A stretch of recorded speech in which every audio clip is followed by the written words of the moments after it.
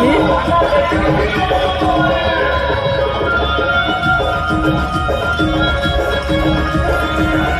তার বক্তব্য হবে এবং তার বক্তব্যের পরে আরো আমাদের নেত্রীরা আসছেন, আমাদের মামাটি মানুষের নেত্রীরা আসছেন, তাদের কথা হবে। আপনারা কেউ মঞ্চ ছেড়ে যাবেন না। আমি এখন সেই দিনের সেই বীর সন্তান সঙ্গে অনুরোধ রাখছি তার কথা রাখার জন্য।